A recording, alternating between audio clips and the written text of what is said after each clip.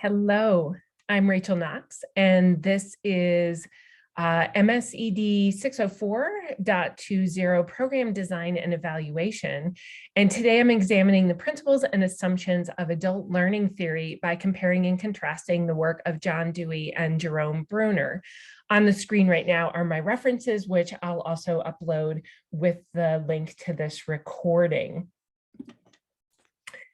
So Dewey and Bruner worked about 60 years apart. Dewey was examining learning theory in the late 19th and early 20th centuries, while Bruner's work took place from the 1930s up to 2016. In The Adult Learner, the definitive classic in adult education and human resource development by Knowles et al. In 2020, both Dewey and Bruner are propounders of theory, which makes them more single-minded and less integrative than interpreters. However, Bruner, over the span of his work, does exhibit more interpretation and integration of other theories. Knowles et al. Defined theory as a comprehensive, coherent, and internally consistent system of ideas about a set of phenomena. I'm considering Dewey from the perspective of learning theory and Bruner from the perspective of teaching theory. In fact, though, both theorists examine education from the perspective of learning and teaching. To be accurate, Dewey created an educational philosophy rather than a learning theory. Using Charlene Tan's definition in her chapter from Critical Perspectives in Education in Introduction from 2002, she says, educational philosophies originate from general philosophical systems and are comprehensive and in-depth, while educational theories are specific and formulated to serve the educational needs in the curriculum, teaching, and learning. Philosophically, Dewey was a pragmatist, and his holistic model of education was in opposition to the elemental model put forth by associationists, which assumes causal history or associations related to learning.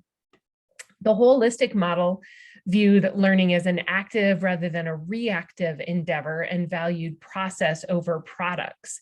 The outcome of education was qualitatively evaluated rather than quantitatively evaluated. Dewey's theory of learning promoted the ideal of growth towards independence and self-control, and simultaneously emphasized the holism of the organism in learning and a view of the world as both diverse and unified. Additional key features of Dewey's philosophy included a functionalist and experimentalist perspective, with four central concepts of experience, democracy, continuity, and interaction. And that's interaction between the internal and external domains of the learner. Now let's connect Dewey's learning theory to Bruner's teaching theory. Knowles et al. Define learning theory simply as a theory of the way people learn. Teaching theory is defined as the ways one person influences another to learn. Two key connectors between Dewey and Bruner are experience and the inquiry method of instruction. Bruner's theory is founded on the assumption that everyone has an intrinsic motivation to learn or the will to learn. In an interview for New York University in 2014, Bruner states that education should be concerned with the future and forward-looking. Bruner viewed the experience of teaching as a way to engage a learner's passion and help learners become acquainted with the way their minds create reality.